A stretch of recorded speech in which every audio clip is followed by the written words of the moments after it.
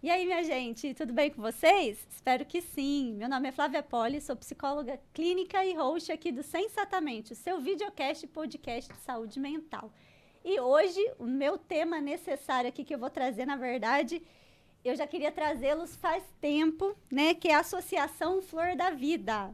E para falar sobre ela, né, para vocês conhecerem o trabalho da associação, eu trouxe dois profissionais lá, que estão lá desde o início, né?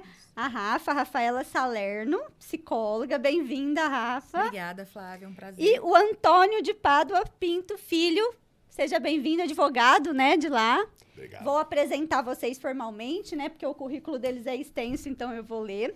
A Rafaela Salerno, gente, ela é psicóloga clínica da Fenomenológica Existencial. Ela estuda cannabis há 5 anos, né? É subconselheira da Comissão de Orientação e Fiscalização no âmbito da cannabis e psicodélicos e tem formação em autismo. Rafa, obrigada, viu, pela presença. Eu que agradeço, Flávia. E o Antônio, ele é casado, pai de 3 filhas, é advogado, formado pela Faculdade de Direito de Franca, né? Possui profundos conhecimentos em direito material e direito processual, com ênfase na atuação em sustentações orais nos tribunais superiores, defesa e militância de direitos das entidades do terceiro setor. Ele é cofundador da Associação Flor da Vida e atualmente é coordenador administrativo financeiro, né, da Federação das Associações de Cannabis Terapêutica. Obrigada, Antônio. Obrigado, eu. Muito contente em estar aqui, trocar ideia e levar informação de qualidade. Valeu. Exatamente. Gente, eu sei que existe muito preconceito sobre essa questão da cannabis e aqui o Sensatamente, né, tem dever de quebrar esses paradigmas e esses preconceitos. Então, eu já vou jogar para eles, né? Me contem um pouquinho, gente, o que é a Associação Flor da Vida? O que é? Pode falar. Manda ver. Bom, a Associação Flor da Vida é pura desobediência civil, né? E o que é isso, né? Isso, na verdade, é um grupo de pessoas que começou a se reunir em 2019, né, para lutar por direitos e defesa de crianças, adultos e idosos que precisavam e precisam fazer tratamento com o remédio de cannabis, né? Então, em 2018, 2019, o cenário era muito mais tenebroso, inclusive, do que é hoje, né? Para mim, tem um contexto muito particular, porque a associação ela surgiu para mim, lógico, antes de existir, né? Surgiu uma pessoa para mim, né? O químico, o Felipe, ele me ligou na virada do ano, de 2018 para 2019, dizendo que tinha ouvido falar de mim, que eu era advogado, enfim, que ele queria abrir uma associação de cannabis medicinal e que ele era químico e que ele sabia fazer muito bem um remédio. Eu não sabia nada de cannabis medicinal. Quais os benefícios? Não sabia, né? Minha atuação no direito, na verdade, essa é uma atuação no direito que ela está sendo formada, né? Perfeito. Então, não existe doutrinas, não é uma matéria que se ensina na faculdade. Sim, imagino. Né? Então, eu falei que alguns dias depois ligaria para ele e quando eu voltei para Franca, eu fui conversar com o meu sócio, com o Vitor, e contei a história, né, desse químico que queria abrir uma associação. E o Vitor veio para mim e falou, não, ele não chama Felipe, ele chama Enor. Me ligou também, eu estava esperando você voltar. E é um rapaz que quer abrir a Associação de Cannabis Medicinal. Eu falei, não, esse nome, eu nunca ouvi falar desse nome, né? Eu falei, não, é Felipe. E aí a gente ficou nessa de Enor Felipe, e a gente percebeu que eram 2 pessoas querendo fazer a mesma coisa ao mesmo tempo. Nossa. Na mesma cidade, tinha procurado 2 advogados que eram amigos e sócios. A gente ficou até arrepio, E eu também não acredito em coincidência.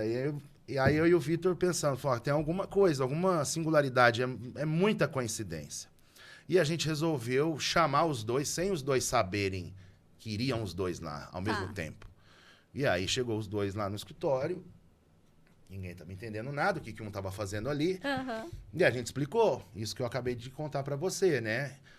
E ali praticamente nasceu a associação, porque eles começaram a interagir muito bem, foram embora juntos esse dia, e eu e o Vitor fomos estudar na verdade, Constituição, porque a gente precisava escrever algo que não tinha base, né? Perfeito. E fizemos a Assembleia de Fundação, inclusive foi na minha casa essa Assembleia, junto com esse grupo de mães, né? O Enor ele já estava inserido dentro do contexto do Eduardo, que o Eduardo, depois a Rafa vai explicar mais até das condições do Eduardo, né? Sobre a estereotipia, sobre o autismo. Mas o Eduardo era uma criança autista, né? Não sei o grau dele, mas... Hoje o Eduardo é considerado nível 1, né, de suporte. Mas anteriormente ele chegou a ser 2, quase 3. Então ele transitava ali entre os elementos do espectro. Perfeito. E o Eduardo, em 2017, 2018, isso tudo antes do Enor, da gente conhecer o Enor, né? A irmã do Eduardo, a Laura, eles tinham detectado, né, essa condição dele, né? E começou a ir atrás de diversos tratamentos, né? Tentaram vários remédios, risperidona, remédios tradicionais alopáticos que eles dão para essas crianças e não estava resolvendo. O Eduardo não verbal, não fazia contato visual, né? Aquela situação bem complicada para a família. E aí eles foram ler e descobriram que existia um medicamento de cannabis importado, né, que tinha ótimos resultados com criança autista. Compraram uma vez, pagaram quase R$3.000 num vidrinho, que durou um mês. Quando o Eduardo tomou esse vidrinho importado, esse primeiro óleo, ele fez contato visual, entendeu? E aí, então eles viram que tinha alguma coisa nesse medicamento. Só que muito caro, a família não tinha condição. O Enor começou a pesquisar na internet e ele aprendeu a fazer uma extração, que depois nós vamos contar para vocês, porque é uma coisa simples de ser feito. Qualquer um pode fazer em casa, né?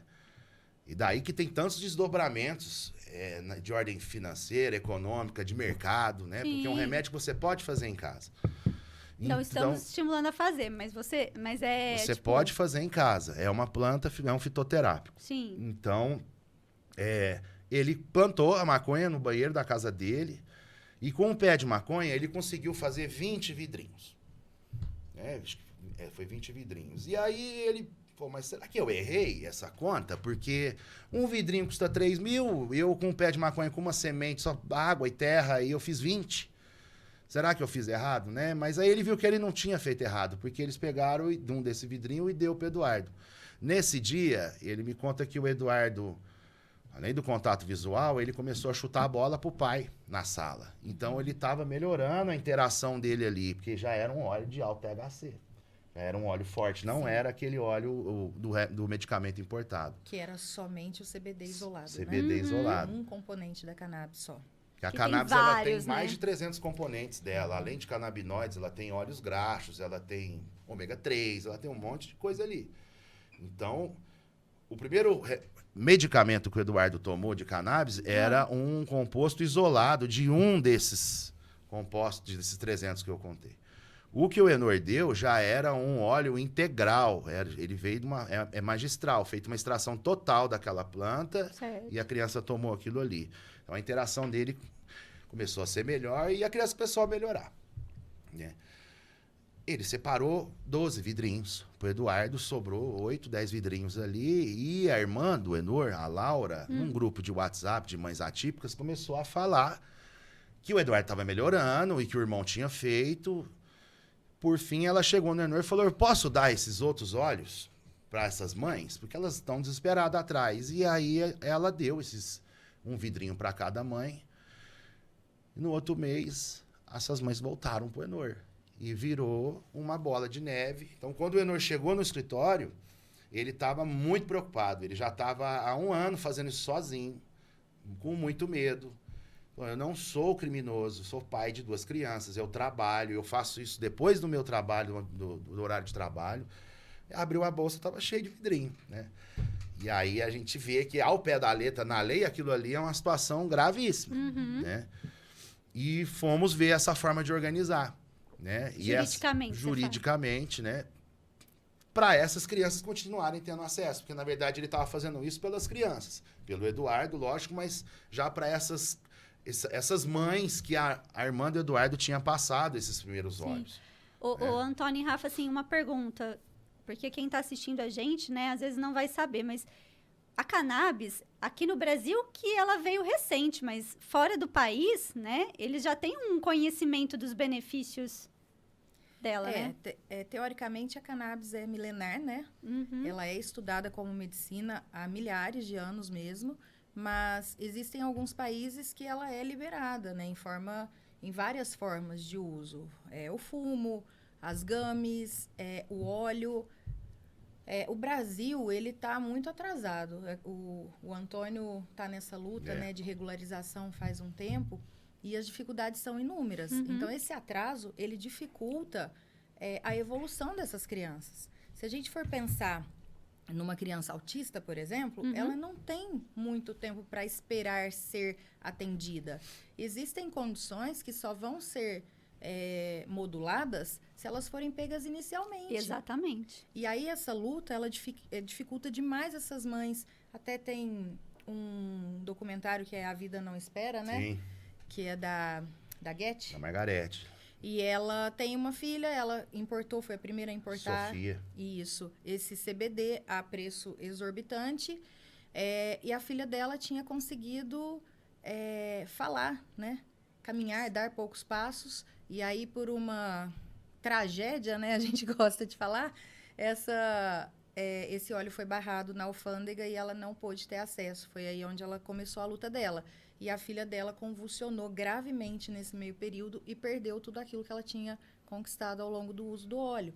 Então, Por preconceito. Por preconceito e Burocracia também burocracia, indústria farmacêutica. Existem inúmeras coisas, política, né? E conservadorismo.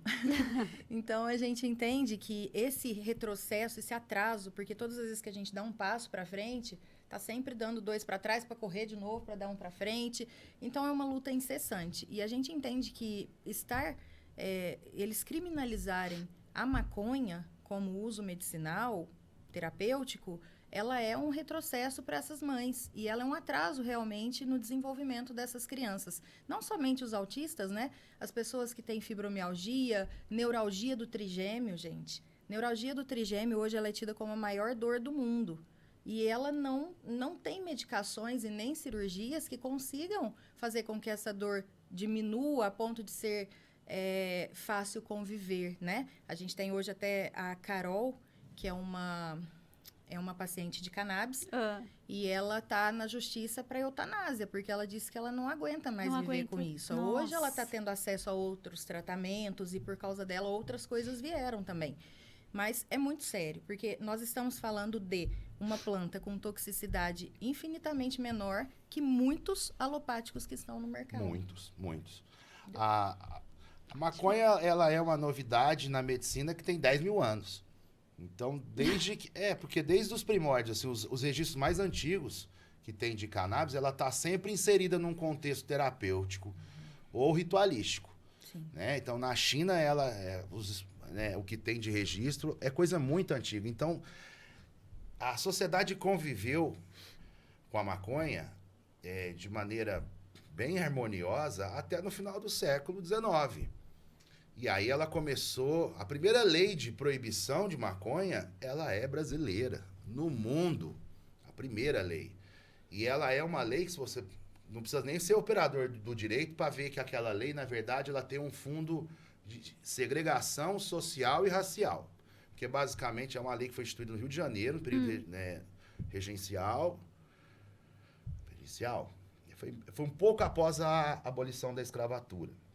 Não é regencial, não, já é império, né? Enfim, o que essa lei fala? Né? Que se um branco fosse encontrado nas ruas, ali nos guetos, fumando um cigarro de maconha, ele iria para a delegacia e ele ia tomar uma multa. Não sei quantos réis lá. Se um negro, aí no parágrafo de baixo, um negro tivesse na mesma condição, fosse encontrado na rua fumando maconha, além da multa, ele ficava 2 dias preso. Fora a agressão e tudo Isso que é uma vivia, lei de segregação. É. Ela não é uma lei nem pensando em saúde pública, nem nada. A guerra às drogas do Nixon, né, da proibição lá, veio disso, né? De uma questão política e racial. Política e racial.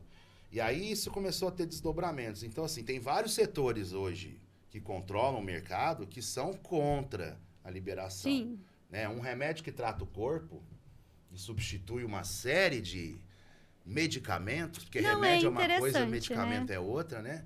Então, ele não é interessante. Só que aí... Para a indústria, para o capitalismo ali, né? Uma planta que tem um potencial de resistência, de fibra também absurdo, ela vai competir com o algodão. Sim. Né?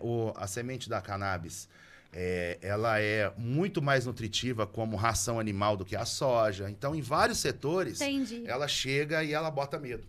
Então, eles seguram ela, né? Só que, na questão terapêutica e medicinal, não tem como ficarem tampando muito essa realidade. Já passou mais do que na hora. Então, como o Brasil é sempre o último a fazer várias coisas, né? Em regulamentar várias questões, o movimento dessas mães, que bem a Rafa disse, a Margarete em 2013, 14, a Sheila, a Margarete estava no Rio, a Sheila estava lá em João Pessoa, eram mães que começaram a fazer contato entre elas para importar o remédio. Elas foram as primeiras a conseguir trazer maconha legalmente para o Brasil. Para tratar as crianças delas, né? Sim. O movimento associativo medicinal surgiu desse grupo de mães. E hoje cada uma cuida de uma associação local. Né? E já tem várias no país, assim? Não, o Brasil tem mais de 100 associações registradas. Só que regularizadas não são muitas, infelizmente, né? Todas... A nossa foi uma das primeiras, inclusive, foi. Né, Antônio? Associações são movimentos de base, né? Então, como a gente trata de um tema muito singular, um tema muito polêmico, né? E que as pessoas fogem de falar, né? Às vezes tem receio de falar, então, assim... Mas elas nascem da necessidade desses grupos locais. Perfeito. Né? Aqui em Franca não foi diferente. Né? Então, já tinha essas crianças orbitando em volta do Enor, né? E surgiu o Felipe para melhorar o processo desse remédio. E nós fomos praticar o que a gente chama, que é no direito conhecido como desobediência civil mesmo, que é quando você vai transgredir uma norma, uma lei, de forma pacífica e organizada. Perfeito. Entendeu? É bem diferente de ficar cometendo crimes assim de forma aleatória. Não, as pessoas se organizam. É um grupo organizado de pessoas. Você dá nome àquilo que você quer. Então, no nosso estatuto já fala o que a gente vai fazer desde 2019. Tá. Que é plantar a cannabis e buscar autorização no judiciário, nos órgãos competentes. Então, antes de existir uma casa, já existia um documento que estava 7 pessoas ali se comprometeram em carregar essa missão. Né? Então, isso tem uma diferença muito grande aos olhos das autoridades. Né? Um delegado de drogas, né? Por exemplo, um DENARC da DIS, quando ele se depara numa situação de uma OSC, né? De uma entidade pequena numa outra cidade, por mais que não tenha uma autorização judicial, ele se depara com uma organização documental e de pessoas, ele não chega numa situação que enquadra todo mundo como traficantes, não. As pessoas sabem interpretar. Separadas, né? E por isso que, olha que interessante a gente trazer esse acesso a essa informação para as pessoas de forma geral, porque às vezes só o nome, né, já vem carregado de preconceito e a pessoa não quer nem ouvir, já taxa ali o senso comum, né? Sim. E pensar também que essa proibição, ela veio de estudos absurdos, né? Que eu gosto sempre de citar que a frase mais comum, nossa, mas maconha não mata neurônio, mas a maconha não lesa as pessoas. Então, assim, esse estudo foi grotesco, ele foi feito sem nenhuma especificação, com chimpanzés, máscaras, inalando altíssimas quantidades de maconha queimada ali, né? E CO2, né? De CO2. E aí, ao término de tudo isso, os chimpanzés ficavam prostrados, vomitavam, morriam. E aí eles falavam, nossa, né? Não correspondiam mais a determinados estímulos. Aí eles falavam, tá vendo? Olha aí o que a maconha faz. E depois de um tempo, eles vinham a falecer. Então, assim, esse estudo, ninguém vai... Era o equivalente a 1000 cigarros de maconha, né? Eles morreram intoxicados. Era intoxicação de fumaça. E essa fumaça que nós estamos inalando aí? E por esse estudo, eles unificaram a maconha e colocaram ela no rol das drogas. Olha que perigo. Sim. E a gente tem uma dificuldade. Legal você falar sobre pesquisa, porque o Brasil proíbe pesquisa com maconha cultivada em solo nacional. Então, a Anvisa, que é uma agência reguladora, né, submetida ao Ministério da Saúde, ela só autoriza, por exemplo, uma universidade pública, privada, mas vamos falar das públicas, que, as, que tem esse polo de incentivo e pesquisa nacional, né? A verba, né, para verba, fazer isso acontecer. Ela proíbe a universidade, às vezes, de cultivar uma cannabis dentro da universidade, ou de fazer, por exemplo, pegar uma planta cultivada por uma pessoa que tem um habeas corpus ou uma associação que está autorizada, ela não autoriza a publicação dessa pesquisa. Então, isso tem impactos para conseguir recurso, para fazer a pesquisa. Não, e impactam também as associações, porque a gente está aqui, fornece o óleo. O óleo é feito num laboratório, é tudo dentro das normas e das orientações da vigilância. Aí o óleo sai. Enquanto associação, a gente tem liberação para plantar, para fazer o óleo, para revender, né? Mas a gente não... Aí a Anvisa vem e fala, mas você não pode comercializar uma coisa que não tem especificação. Mas para ter especificação, eu preciso de que alguém se disponibilize a fazer isso por nós. E as universidades não tinham essa liberação. Queriam fazer muito. Queriam, né? E não podiam. Então, assim, eu tenho um óleo, eu sou liberada a fornecer. Ele não tem especificação porque não tem testagem. E aí, para eu comercializar, eu preciso testar. Mas para eu testar, eu preciso plantar maconha. E para eu plantar maconha, eu não tenho liberação. Então, era um ciclo. As pessoas andavam num looping que não saía do lugar. Não, você pode fazer tudo isso, mas você só pode comercializar se tiver ali tudo especificadinho. Uai, gente. E eles não autorizam e não fornecem uai, um caminho. Gente, é a única coisa que eu consigo falar, uai, né? gente. É isso. Então, a gente... É o que o Antônio fala muito, né? É incessante, é cansativo, né? Porque a gente tá lá, a gente tá comemorando, tudo, de repente, pá, vem alguma coisa que breca. Mas a gente sabe que isso tem ligação com a indústria. Porque o que a indústria faz? Ela pega as propriedades da cannabis, faz uma coisa de laboratório, vende a preços exorbitantes, sendo que a mesma coisa tem de associações de forma natural, ou até muito cultivando melhor. Dentro de casa. Muito melhor. A indústria, ela pega um composto, conforme a gente disse, o CBD, que é um desses 300 compostos, ela isola ele e faz um medicamento daquilo ali. E o resto tudo ela fala não presta. Isso é notório que é para exaurir mercado, porque como ele funciona mal, mas ele funciona. Sim, né? o CBD ele é eficiente em tratamentos de depressão, por exemplo. Ele funciona um pouco, mas ele funciona. O que eu entendo é que eles querem exaurir esse mercado para depois pegar um outro composto, que é o THC, ou o CBG, por exemplo. Vão começar a vender... Ou CBN, que é pra dormir, outro. Né? Sabe? Isso leva anos. Né? Como vai exaurindo mercados, demandas, para daqui 15, 20 anos eles lançarem, às vezes, um full spectrum, que é um remédio da planta inteira, que é algo que a gente já faz há vários anos. Porque a gente sabe que o remédio, ele sendo full spectrum, ele acaba sendo um pouco mais forte e o paciente tem que tomar menos remédio, menos gota. Perfeito. É uma inversão lógica do pensamento de mercado.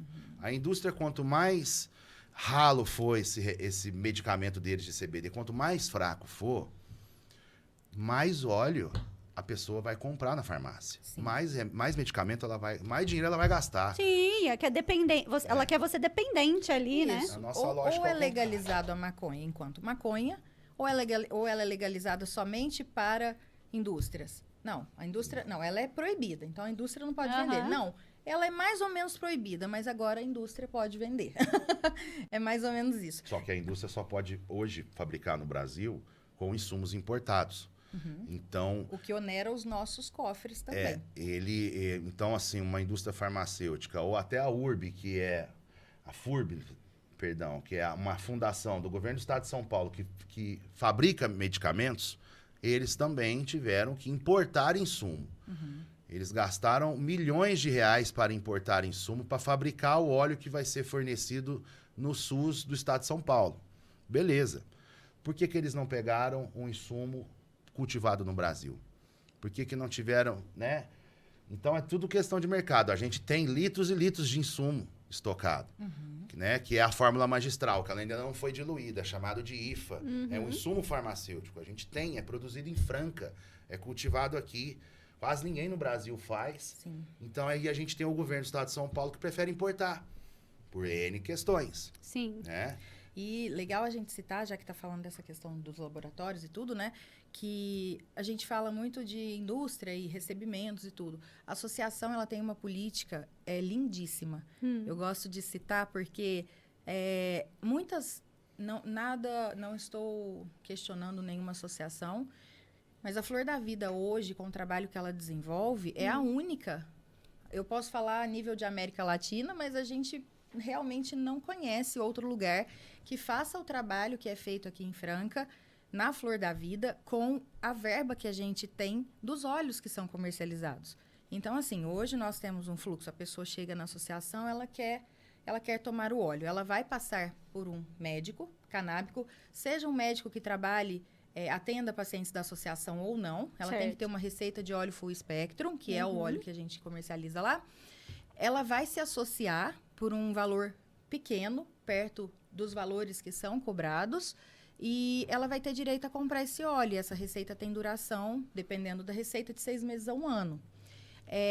E esse dinheiro que a gente recebe com o óleo, como a maconha foi de forma muito brusca, criminalizada, como o Antônio já falou, a gente tenta fazer a reparação social com ela. Sim. Então, esse óleo é vendido e as pessoas que fazem o uso do óleo, elas têm direito às terapias da associação de forma gratuita. Perfeito. E são profissionais capacitados, estudados nas diferentes abordagens. Temos nutrigeneticistas formada pela USP, a Bruna, que trabalha, estuda a genética, né, para juntar a questão do óleo com a alimentação e ter um resultado infinitamente superior com uma criança autista, por exemplo.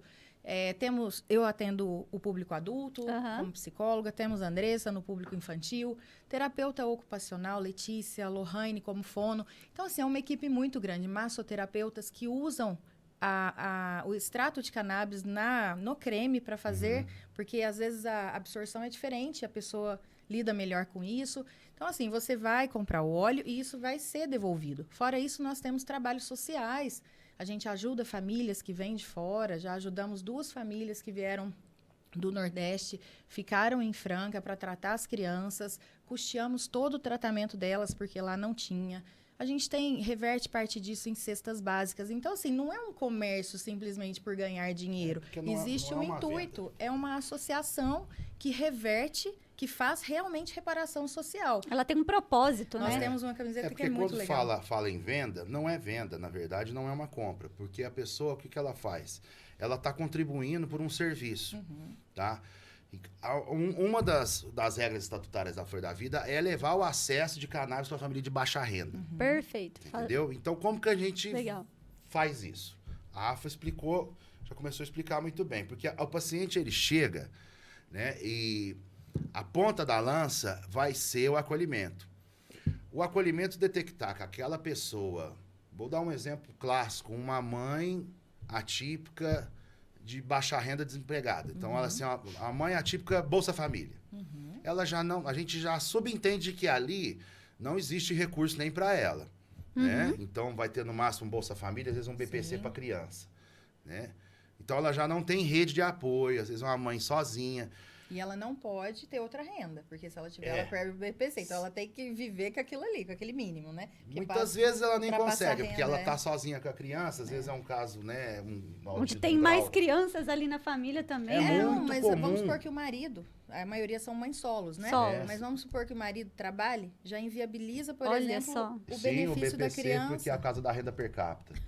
Então, assim, chega muita pessoa de baixa renda lá e chega pessoas com diversos níveis sociais. Então, basicamente, como é que funciona? Essa mãe de baixa renda, o acolhimento já vai passar para o serviço social. O serviço social vai fazer a análise social dela. Né? Então, a grosso modo, se ela já recebe Bolsa Família, a triagem já foi feita pelo serviço social, né, do município. Né? Então, fica até mais fácil. Mas ali, detectou, é baixa renda, né? Ou ela não vai contribuir com nada, ou ela vai contribuir, às vezes, com alguma coisa. Já vem uma mãe de fora, às vezes elas ajudam com frete para o óleo chegar até na porta da casa dela. Mas uma mãe de Franca, às vezes ela entra nessa faixa que ela não vai contribuir com nada. Mas, de maneira geral, as pessoas contribuem com o óleo. Só que dentro essa entrevista social, que praticamente todo mundo faz, o óleo, ele passa a ser um ator coadjuvante. Por quê? A pessoa, cada um contribui com um valor. É isso no óleo. Então, o óleo, para mim, tem um valor, tudo isso por causa da entrevista social.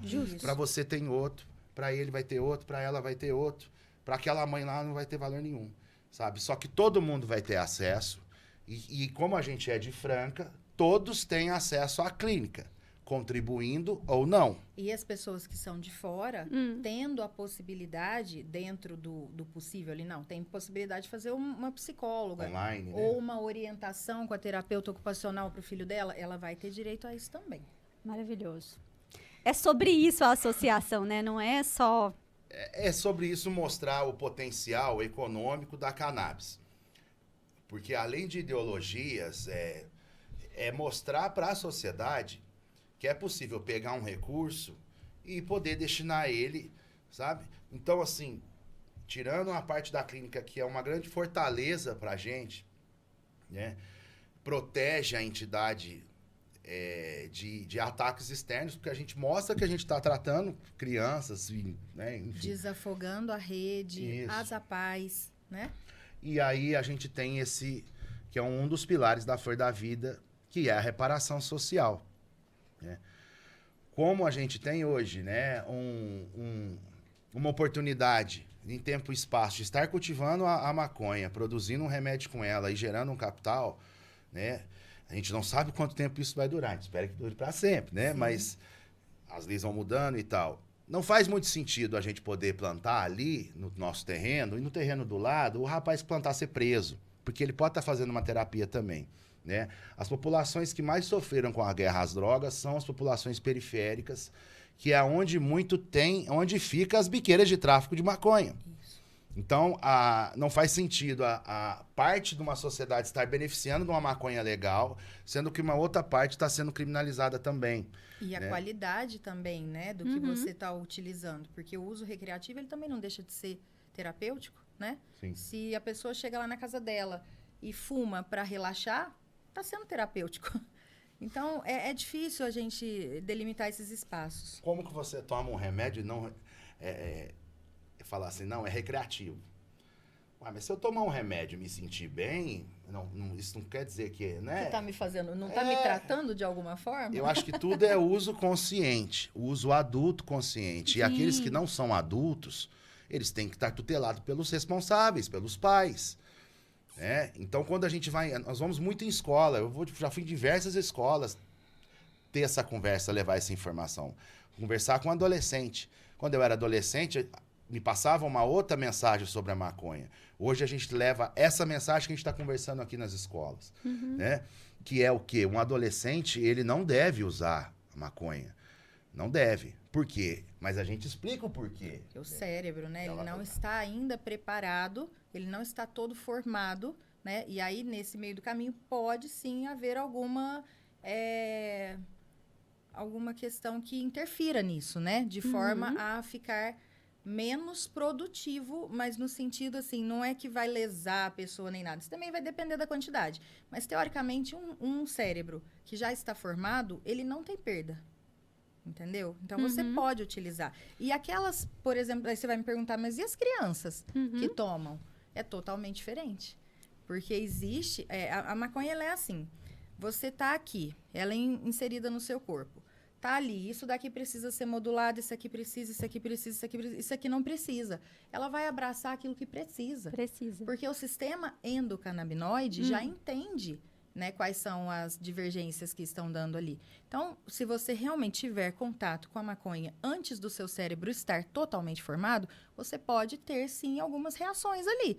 Mas, de forma geral, a cannabis ela não é destruidora. Não. Né? A cannabis ela provoca a neurogênese. Isso é provado. A neurogênese é nascimento e estimulação de neurônios. Então, a diferença principal... Um cérebro em formação, ele tem um boom de sinapse ali, de neurônios. Que está a milhões, Tá a milhões. Você aí interfere. Esse adolescente não precisa, ele está modulado, ele está regulado, normalmente. A maioria deles são. E aí introduz a maconha no cérebro do adolescente, ainda mais na forma fumada, porque é muito diferente. A forma fumada, ela te dá um pico de canabinoides que dura pouco. 1 hora e meia. Certo? Certo. A cannabis no óleo, ela é uma dosagem baixa de canabinoides de várias, 12 horas. Porque você utiliza, às vezes, 2 a 3 vezes ao dia, né? Pequenas quantidades. Sim, quantidades. Geralmente, por exemplo, você pegar o vidrinho verde, o vidrinho azul, que são os que mais saem na flor da vida, eles têm a mesma quantidade de um cigarro grande de maconha. Mas para usar durante um mês inteiro. Então você está tomando uma microdose ali que vai durar muito tempo, porque a absorção é, intestinal. Então, fumar maconha são para caso, vaporizar, né? Porque fumar não é bom para nenhum pulmão, né? Por causa da temperatura. Agora, o vaporizar, ela já é recomendado em usos adultos para casos específicos. Crise de ansiedade severa, ela é tratada com vaporização de cannabis melhor que qualquer remédio que tem em farmácia. Asma, por incrível que pareça, crise de asma, você interrompe ela com vaporização de cannabis. Pressão alta. Pressão alta também. A pressão, ela modula. Não é que ela vai baixar a pessoa. Ela dá uma estabilizada. Mas voltando ao adolescente, aquele adolescente que ele é típico, ele não tem nenhum problema, ele é neurodivergente e tal. Você introduz... O que acontece de maneira geral? Ele vai na esquina com os amigos e fuma maconha. Então é uma dose alta, que dura pouco, que vai causar confusão de um cérebro que não precisava de cannabis. Uma maconha prensada. É isso que eu ia falar. Eu acho que libera fazer essa diferença. Clorofila e um monte de coisa. Que eles misturam um monte de coisa que não é um... E às vezes nem mistura. Não. Eles prensam ela. Depois de prensada, ela tem pouquíssimas horas ali para ela começar a entrar em putrefação, né? Então é uma maconha estragada. E ali acontece uma reação química. Não. Quando eles prensam a maconha e eles guardam em locais quentes, assim, em desacordo com tudo, né? Porque tá escondendo. Ali, conforme a Rafa disse, ela entra num estado e aí ela começa a degradar e naturalmente produz amônia ali dentro, por causa do calor. E aí eles vendem depois nas esquinas ali. Então ali ele tá consumindo uma maconha que tem agrotóxico, principal ali, porque eles jogam muito agrotóxico. Essa maconha, ela vem...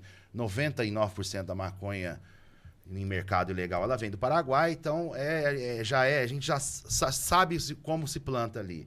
Ela é suja, ela tem agrotóxico e ela vai gerar amônia. Ele vai acabar aspirando ali, fumando amônia. Isso é tudo fruto do proibicionismo. Isso não quer dizer que a maconha em si ela é ruim. Porque, se você for ver... A semente, ela produz 2 pés. Um pé virou um pé de tráfico e o outro pé é um pé lindo que a gente cultiva aqui. Orgânico, cheiroso, que vai fazer um remédio de qualidade. Onde vai ser utilizado somente a flor. Só a flor, não tem folha, né? Então, assim, é maconha? É maconha. Só que como é administrado e como é tratada a maconha, né? Agora... Não sou psicólogo nem nada, pode divergir, mas o que eu vejo na experiência, um adolescente neurodivergente que tá com uma depressão profunda, o caso meu da adolescência que eu tava te falando, pensamento suicida, o que via de regra vão introduzir para ele? Algum remédio tarja preta, um Depaquene, um Depakote. Então, antes de introduzir um óleo fraco, não é vaporizar.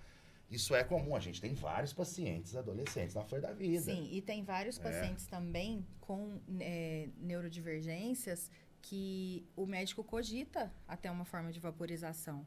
Porque o cérebro já não funciona da forma que deveria funcionar, né? Ele já é ou superestimulado, ou pouco estimulado. Então, ele precisa dessa modulação. Já aconteceu, a mãe optou por não dar, porque é outra condição, né, Antônio?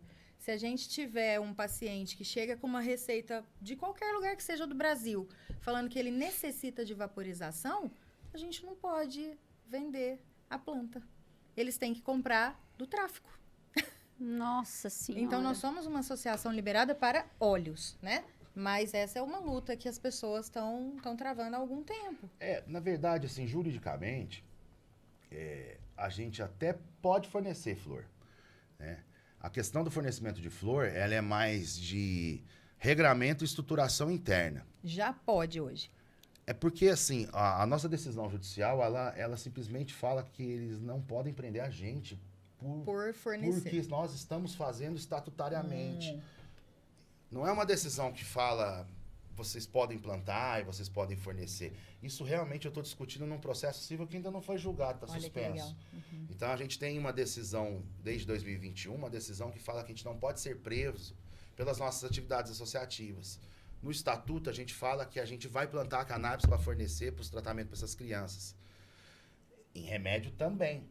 Sim. Mas, assim, a questão de distribuir flores para associados é mais um regramento interno de controle mesmo desse paciente do que ele vai fazer, né? A gente está estruturando isso, né? A gente tem uma previsão para o ano que vem, porque já tem várias associações fazendo no Brasil, que vieram ainda depois. Tá sendo estruturado. Sendo estruturado, não fazemos. Não tinha nenhuma luz no final do túnel ali, agora já... Não fazemos, já né? É um público até pequeno, porque a gente vê uma eficiência muito maior num tratamento constante, prolongado e acompanhado com óleo. Com óleo. Com óleo, é. Não foi nem a cannabis vaporizada que eu uso, que eu acho que fez diminuir, por exemplo, a minha glicemia.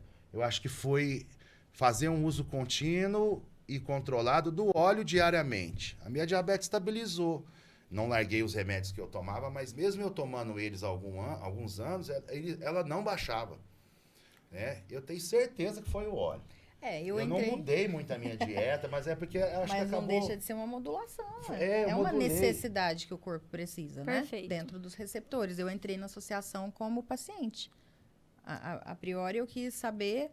Eu tinha um amigo que era da diretoria lá, o Lauro, né? Uhum. E eu vi ele postar, eu falava, gente, pode ser, hein? E aí foi pesquisar para enxaqueca e tudo. Eu falei, vamos ver. E trabalhava também com idosos. Então, eu queria trazer para o CDI essa possibilidade, ao invés de aloes, os remédios para Parkinson, né?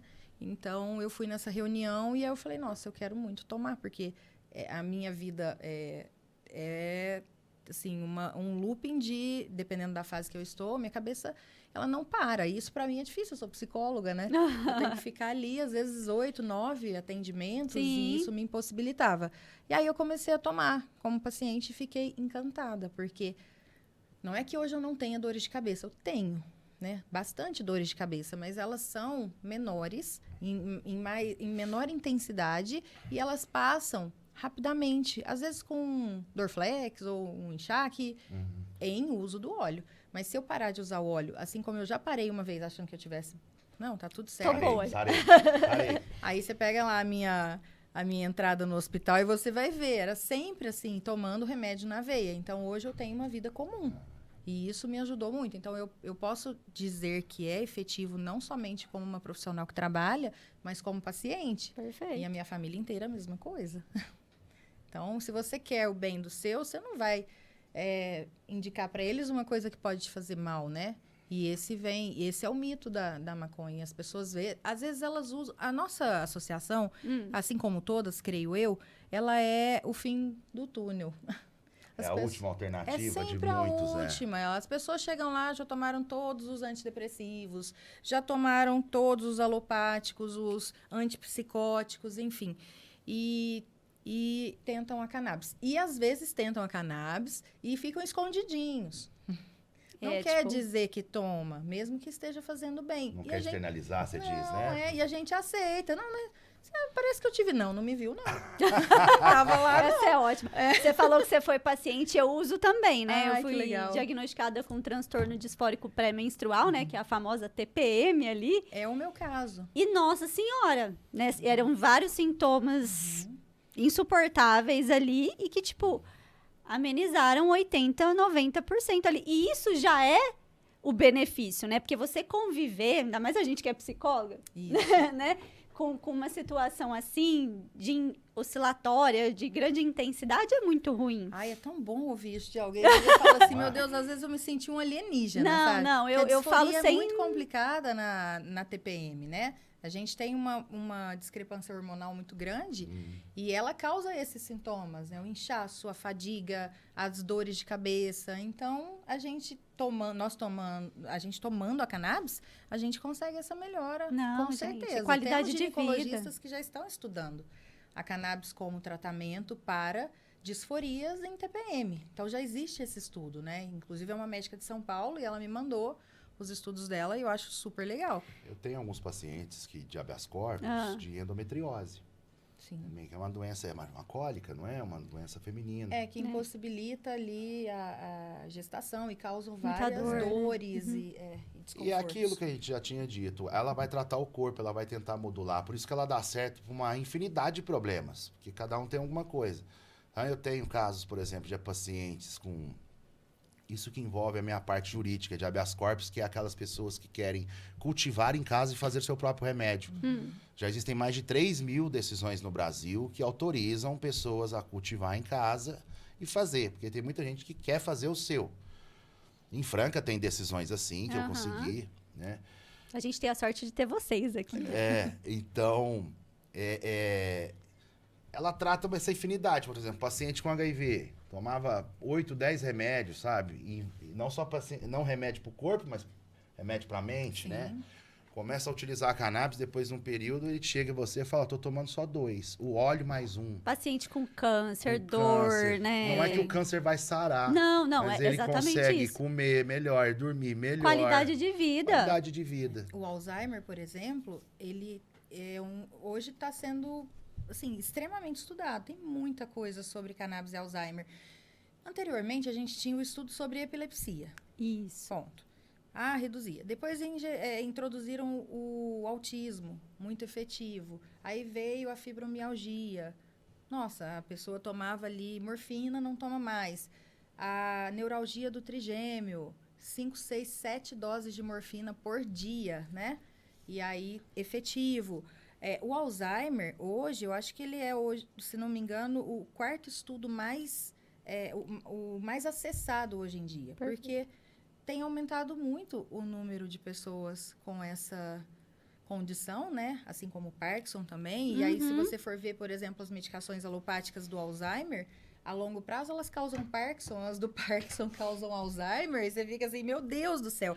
Então, existe ali Pegadinha da indústria. Até com Alzheimer, a questão, por não. exemplo, do Rivotril. O Rivotril é um remédio que, né, cada um tem a sua opinião, mas a gente percebe que a longo prazo é terrível, ele né? Veneno, É um ele veneno. lesa, porque ele age no sistema nervoso central, mas ele rompe sinapses, ele lesa o cérebro. Então, ele é muito, muito sério. Só que é um remédio que ficou popularizado. Normalizado. Ele é baratinho, né? É barato, Ele é... 12, 15 reais. E hoje em dia também, e ele é efeito imediato, só que a longo prazo ele te causa uma demenciação. Mas meu pai toma Rivotril há não sei quantos anos, ouvi isso. Nunca teve nada. Gente, nem tudo é para todos. A gente trabalha com a questão da predisposição. Sim, Uma pessoa ela óbvio. tem predisposição para ser esquizofrênica, ela pode passar uma vida sem desenvolver. E por um gatilho ali ela desenvolve, ou a ingestão de algum remédio, alguma coisa. Então, assim, o Alzheimer hoje, ele tem uma queda de acetilcolina, né? Então, ele faz essa ruptura, essa diminuição, e ele causa esse enfraquecimento mental. É uma doença degenerativa e rápida. Eles falam em 3 estágios, e o 4º seria o estágio final, mas isso pode acontecer, na melhor das hipóteses, em 10 anos, e se a pessoa passa dos 5, 6 anos, ela já está olhando no espelho e conversando com a própria imagem. Sim. Depende de onde aquela doença se instaurou primeiro, qual parte do cérebro, porque ele cada parte é responsável por uma questão. E aí entra a cannabis e ela faz o cérebro trabalhar, ela age nessa acetilcolina, né? E faz o cérebro trabalhar mais rapidamente, como o Antônio disse, a questão de ativar o cérebro. Um cérebro ativo, a doença não consegue chegar tão rapidamente. Ele não vai curar o Alzheimer e nem vai trazer novos neurônios para aquelas partes que se perderam. A gente fala de uma plasticidade, onde você insere a cannabis como Perfeito. ativador neural e você trabalha terapias para que aquele cérebro fique realmente o mais ativo possível e para que as outras partes do cérebro deem conta daquela que está mais danificada. Então, existem estudos, já é comprovado. Eu estava até estudando, né? Aliás, há uns anos atrás, para procurar, né, do negócio do transtorno disfórico pré-menstrual, eu já gostava de ler muito a respeito disso, né? Então, assim, as pessoas falam que não tem estudo, mas já tem muito estudo. Mas não querem ver. Mas, tem assim, muito estudo com material de fora. De fora, exatamente. Então, assim, é preconceito mesmo. Mas né? para as pessoas conseguirem acessar esse material de fora, o custo é altíssimo, e aí que tá. Exato. As pessoas querem um remédio feito no Brasil para ter acesso. E aí que entra a questão, fala, não, mas aí é o medicamento lá de fora, não é o que vocês estão fazendo aqui. A gente fica nesse Aí já embate. fica distorcendo Vou a dar situação. um exemplo de uma parceria de pesquisa que a gente ficou muito contente. A cada dia é um flash diferente.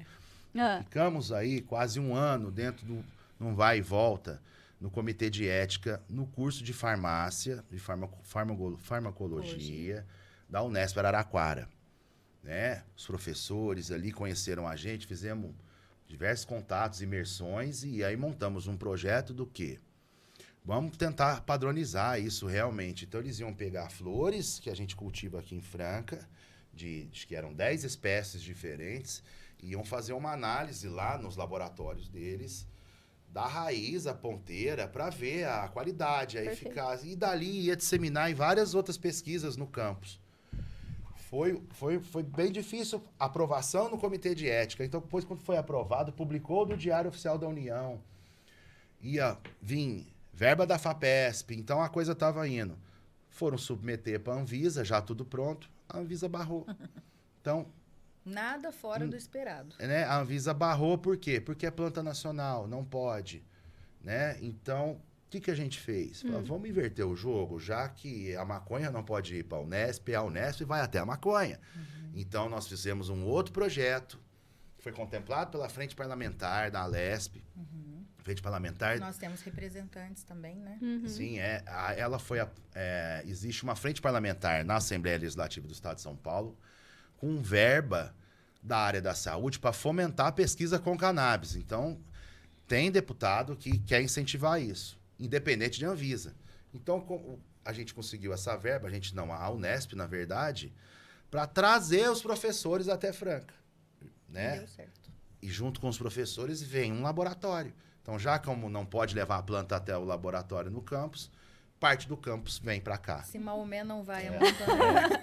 montanha vai. E tá acontecendo, tá que chegando os legal. equipamentos, eles começaram com a análise, inclusive... Um dos doutorandos... Nossa, que avanço, hein? Ele descobriu uma coisa que na farmacopéia é diferente. Então, assim, ele conseguiu extrair aqui de uma planta quase o dobro de um resultado que já tinha na literatura. E aí ele está lançando, essa semana que vem, essa pesquisa dele de doutorado em cima disso. Que legal. E então, assim, está sendo trazido equipamento de ponta para cá. Tudo está sendo instalado lá no nosso laboratório. Porque a gente vê que, apesar do sistema não querer que todo esse movimento evolua, esse movimento vai evoluir, entendeu? Nós vamos conseguir. Outras associações vão conseguir fazer a mesma coisa que a gente está fazendo. Então, trazer esses profissionais para fazer a pesquisa aqui. Porque como a gente tem essa cúpula de segurança de não poder ser criminalizado, eles também não vão poder ser criminalizados. Né? E a questão básica, né, de que contra fatos não há argumentos. Hoje a gente tem, dentre todas as associações e os movimentos no Brasil, mais do que qualquer profissional que esteja ali, nós temos as pessoas, que são as provas vivas de que isso é possível. Os pacientes, né? Isso, não só os nossos, todos os pacientes, as mães de crianças autistas. É empírico, né, que fala, né? Então, a gente... Mas é assim que evolui, né? A ciência. E aí fecha ou cai alguma associação, tudo. Essas mães e as associações, elas se juntam para falar, não pode. Se protege. Meu filho vive desse remédio. Eu já passei por 20 medicações. Não dá. Entendeu? Nós temos muitos pacientes autistas, né, Antônio? Muito. O nosso público maior lá, inclusive quando o Enor me chamou para trabalhar, ele queria um trabalho específico com as mães, porque ele disse que são as pessoas que nunca são vistas. Exato. Isso. E sabe o que é triste disso tudo? É que se você for pensar como psicóloga, né, Flávia, em um contexto familiar, onde a sobrecarga e a estafa, eles reinam ali, né? A gente não consegue nenhuma evolução. A mãe precisa estar bem para que a criança evolua. Uma criança autista sente 3 vezes mais o que uma mãe sente. Então, ela pode não verbalizar, não gritar, não fazer nada, mas ele vai sentir que ela não está bem, que ela está deprimida, que ela está estafada. O contexto, né? Fundamental. E elas chegam com ideação suicida e elas não aguentam ver a criança desse jeito. E aí elas olham a criança batendo a cabeça na parede, colocando a mão nas fezes, não fala, não come nada, uma coisa só, uma vida inteira. A gente tem uma paciente que só come miojo, né? E hoje ela está comendo de tudo. Imagina o organismo de uma criança que só come miojo. Como que absorve um óleo? Até é difícil, né? Não absorve, por isso que tem que entrar a genética junto pra gente modular tudo isso. É o conjunto ali, né, que faz toda a diferença. Isso, e a gente tem pacientes que eram altamente agressivos e irritados e hoje cozinham junto com o pai, sabe? Cara, agora você vai falar que esse negócio faz mal? Pelo amor de Deus. Isso daqui, ó, vocês estão falando... Eu fico emotiva. A gente vê isso, sabe? É porque é fácil pra pessoa que não vive isso, né, criticar. Isso. Mas uma mãe, né, que vive ali, né, uma situação assim, cara, não tem como você olhar pra ela e falar, não, você não... A gente só vai atrás daquilo que a gente precisa, né? Exatamente. É cannabis, é droga, não vejo é. que a Até que eu tenho um filho, um neto, alguém que necessite, eu preciso. A diferença do veneno com o remédio é a dose. É a dose, cara. Então, e outra... é o uso consciente da coisa. Um Rivotril, se você tomar inteiro, você possivelmente vai ter uma parada cardíaca. Exatamente. Mas se você virar um vidro de óleo, você vai dormir e comer uns 2, 3 dias. Você vai... Basicamente é isso. O efeito colateral de uma superdosagem de maconha é sono, mas não é aquele sono do Rivotril que você capota e desmaia e corta a chave. Não. Ela não causa overdose. Exatamente. Passa pelo coração. Exatamente. Então, assim, o efeito colateral realmente é sono e fome. E vontade de rir. Mas isso é ruim? Eu não sei, não é. Então, as pessoas precisam quebrar agora, esse preconceito. Voltando, é uso consciente e controlado. Mas para ter uso consciente e controlado, tem que ter informação. Proibicionismo, você proíbe a conversa, você proíbe o debate. Isso. Álcool. Álcool, pra mim, que é a droga mais prejudicial da vida. É a mais socialmente aceita e associada a tal do relaxamento, tudo. E lucros. E lucros, né? Nem vamos entrar nesse assunto, senão já, né? Você acha mesmo que se os governantes, né, eles estivessem preocupados com a saúde pública, o álcool deveria ser proibido. A O tabaco deveria ser proibido. Para a saúde é altíssima. Nossa, uma vez eu trabalhei... Milhões de vezes mais do que qualquer cannabis. Exatamente, é muito mais prejudicial. Médio e longo Tudo. prazo. Tá louco, muito mais. O próprio açúcar, né? Não, O açúcar, o sal. O cérebro, ele é associado, a ação dele é exatamente igual à cocaína. Eu ia falar né? isso. Só que um pouco mais leve, dependendo da dosagem que você usa. Mas você vai ter sempre que estar usando. Tira, vai fazer dieta, né? Vai tirar o açuquinha, vai carboidrato, tirar o açúcar. suquinho. Ó, gente, eu tô... Cada vez que vocês vão falando aqui, eu vou arrepiando a cabeça, porque, assim, as pessoas precisam ter acesso a essa informação e quebrar um pouco desse... Ai, não, vai falar de droga. Cara, droga é álcool, droga é aquele cigarro eletrônico, droga é aquele cigarro que a gente compra na esquina, no bar da esquina. Droga é o excesso de açúcar que a gente come, é o excesso de sal, né, de sódio que a gente consome, esses industrializados. Sim. Então, cara, antes de você falar, endemonizar uma situação, procura se desarmar um pouco e saber, né, de fontes seguras ali, né? Hoje é um cenário que a gente nós estamos debatendo aqui, né, ao vivo, falando de drogas abertamente, de uma droga que tem um potencial baixíssimo, mas estamos falando. É algo meio impensável há 10 anos atrás, por exemplo, estar debatendo esse tipo de assunto, né? Então, a gente tem que cada vez mais debater e levar informação para as pessoas poderem ter poder de escolha, né? Da maconha, por exemplo, poder ser um poder de escolha dela de ser o primeiro tratamento, se ela quiser. Sim. Né? A gente sabe que a gente tem uma camiseta lá desde antiga. Cannabis, a primeira opção, entendeu? Ela deveria ser uma primeira opção para a pessoa. Né? Eu ouvi isso, o Paulo Fleury me falou isso quando fez o paralelo. Um dos pioneiros do estudo aqui no Brasil. Paulo Fleury foi o primeiro médico que começou a prescrever a cannabis em 92, 93. Com THC. É um desafio enorme para um médico carregar isso. Sim. Né? Foi retalhado. Hoje tem... Antes de vir para cá, né? Mas foi por causa de pessoas igual ele. Eu, antes de vir para cá, eu estava escutando uma aula do Dr. Lair Ribeiro também, de 6 anos atrás. Também super, né, falando tudo hoje. isso. Siddhartha, cirurgião, neurologista pesquisador, desculpa. Instituto do Cérebro. Instituto do Cérebro. Foi médico do Fantástico muito tempo, né? Então, as pessoas olhavam ele e não sabiam qual era a relevância. Nossa, mas ele é grandioso. Ele é um estudioso da cannabis e psicodélicos Siddhartha que é a nova grande fronteira, né?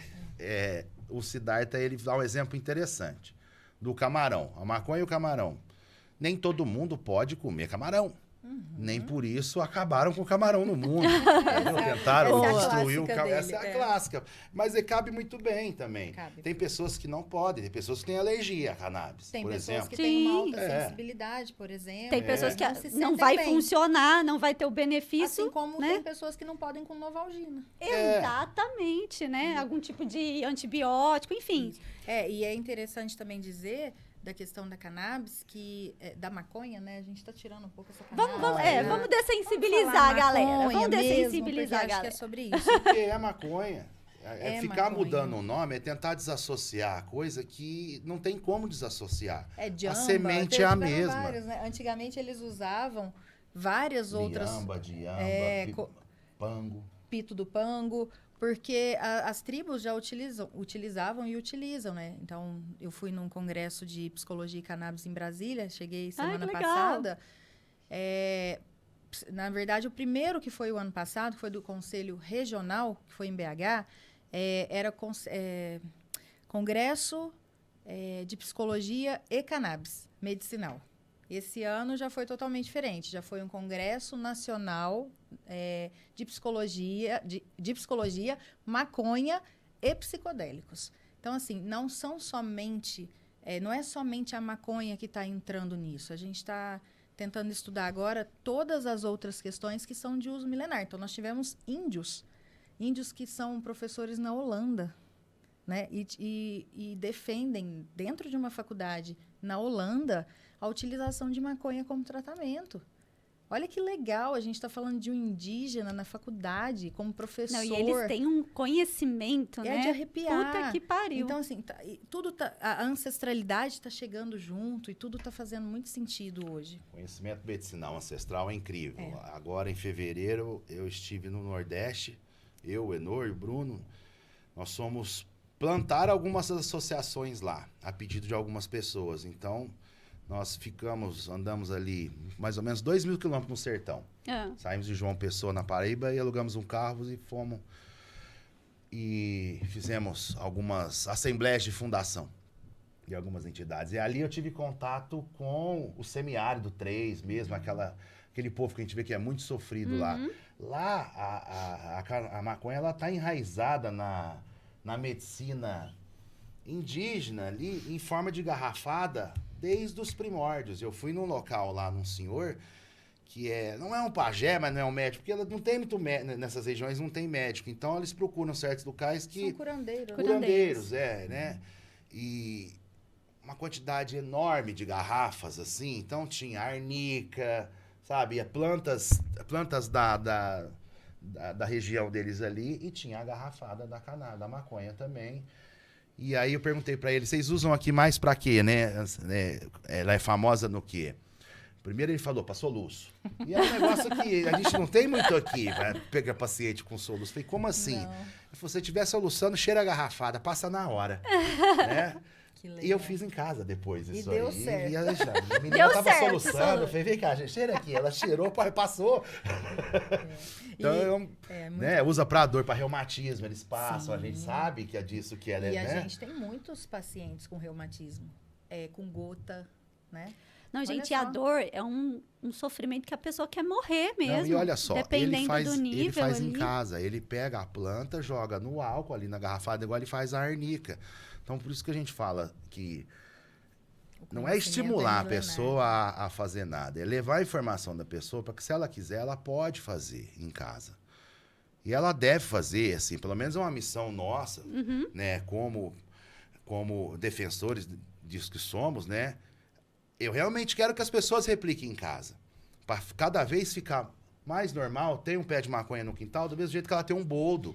Tanto porque que ela é você uma luta é uma com planta. os HCs, né? Eu HCs faço são pra isso. Hoje a advocacia minha e do Vitor ela é grande voltada para isso. Uhum. Pessoas que querem fazer em casa e querem simplesmente falar para a autoridade, ó, o que eu estou fazendo não é crime, estou fazendo meu remédio. Eu sei fazer o meu remédio, quero fazer o meu remédio. Eu não quero ser obrigado a comprar meu remédio nem me associar em lugar nenhum. Eu quero fazer para mim. E já que não tem overdose, a toxicidade é baixa, tá dentro da casa dele. Substitui medicações É para desse ele, gênero. né? A justiça autoriza.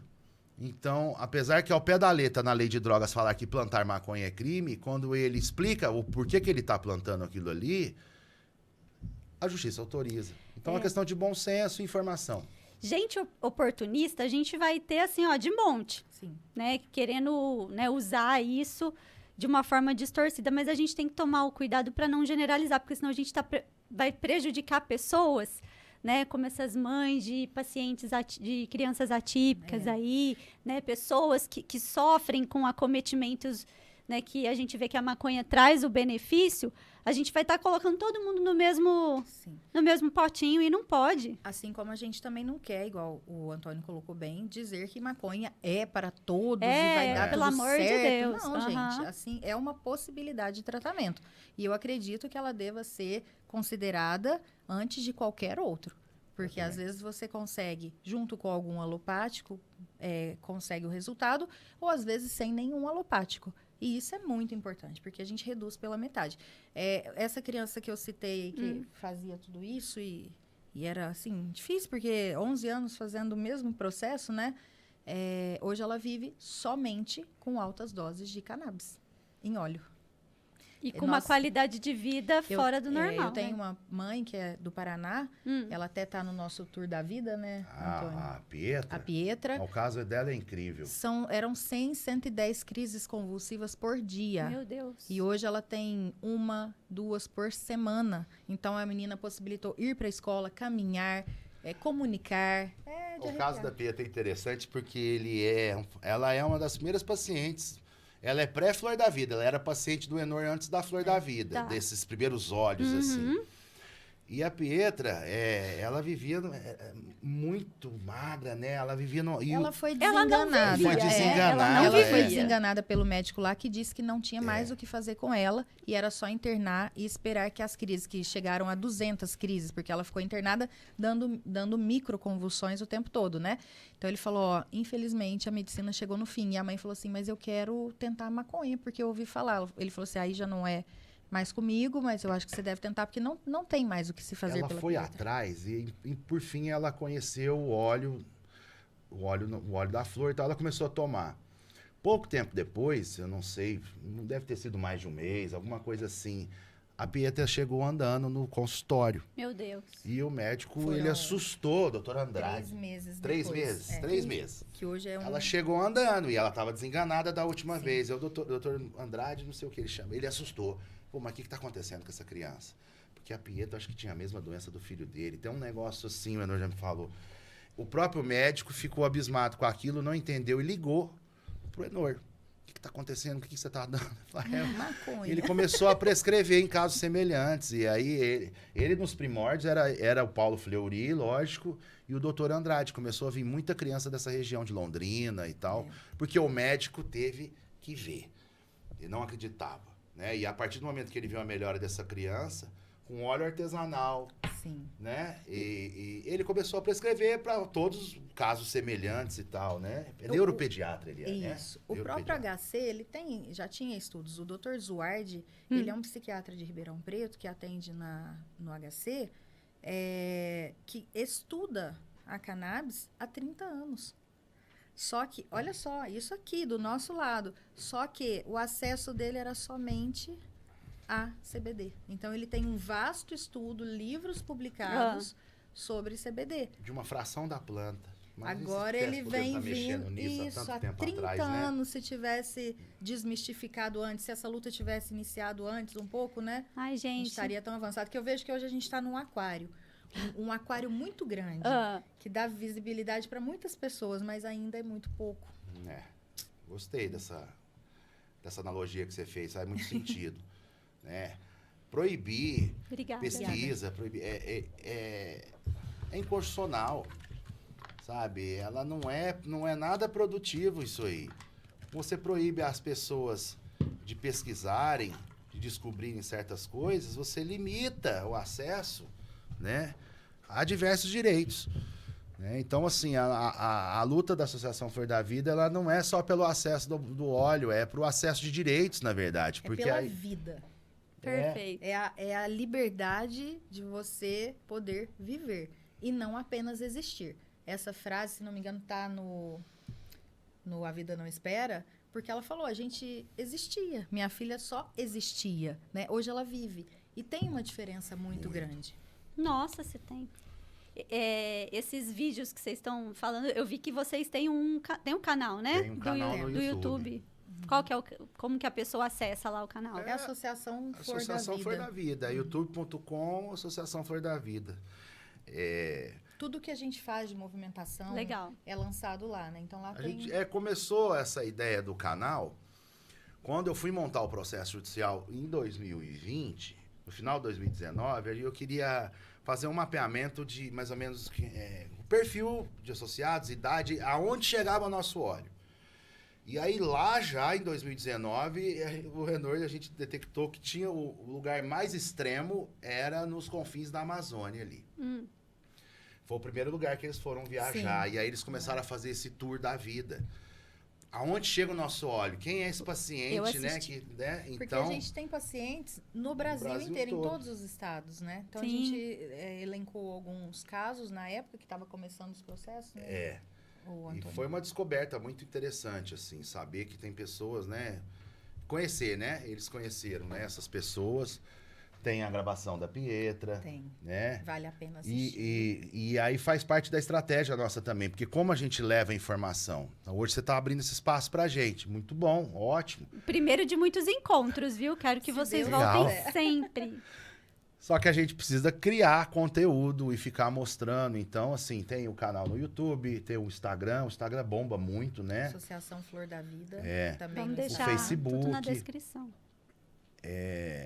Tá dando certo o 0800, vai ser novidade pro paciente, né? né? Como que é essa novidade? Não, vai ser um 0800 mesmo, aí o paciente vai chamar no 0800, às vezes para dúvidas, não é um saque, porque não existe relação de consumo, igual eu disse para você, a gente não vende, né? E as pessoas não ficam isoladas no mundo, tomando cannabis sem saber, não.